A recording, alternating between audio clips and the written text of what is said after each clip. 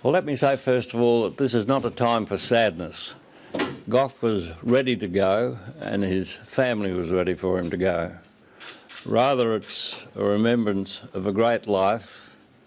In my judgment, no star has shone brighter in the Australian political firmament over the years than the star of Gough Whitlam.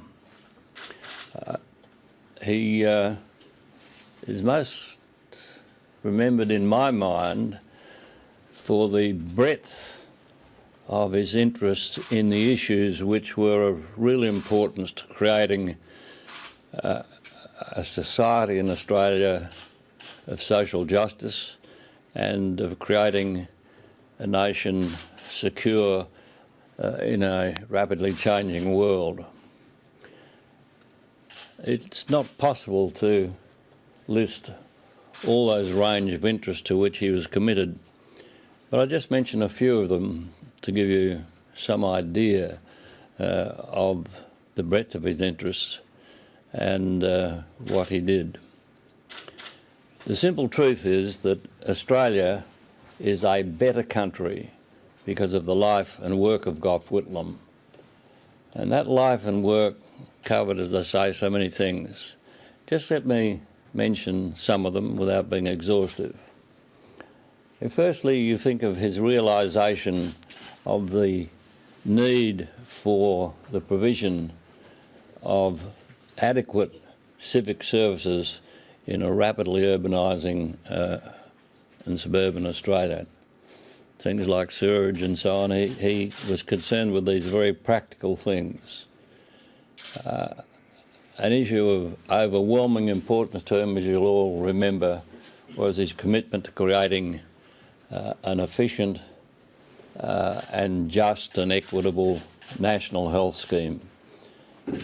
It's to Gough Whitlam that we owe the existence of Medicare and the removal from poorer Australians of what was the financial tragedy for many of them of sickness or hospitalisation.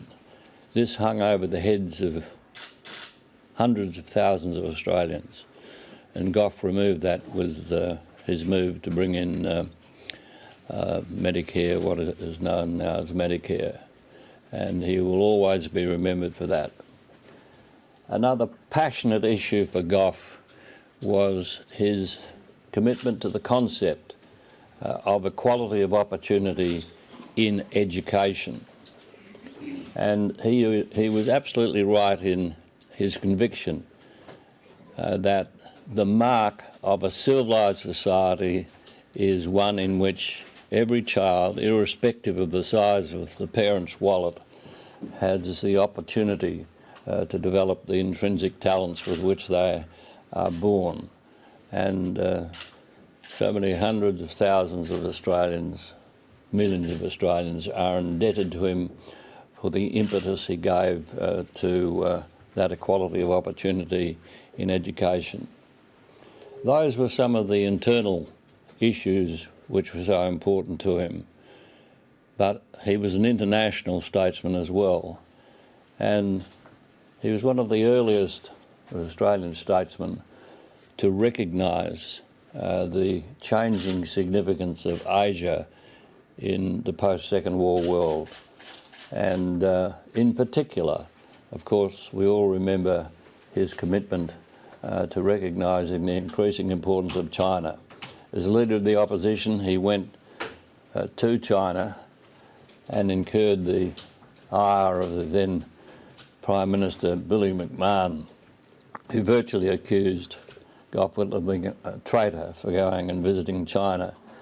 There has never been so much egg on the face of an Australian politician as there was on the face of Billy McMahon when just a few weeks later it revealed that Henry Kissinger was visiting China to organise the visit of President Nixon to meet Chairman Mao.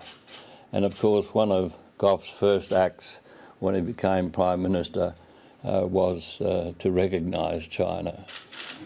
So you look at that stellar career, all the things he did internally, his recognition of the changing world and securing Australia's place within that world. All those things, I believe, give substance to my assertion that Australia is a significantly better nation because of the life and work of Gough Whitlam. My thoughts are with his family, and I remember Gough with the greatest of respect and immense affection.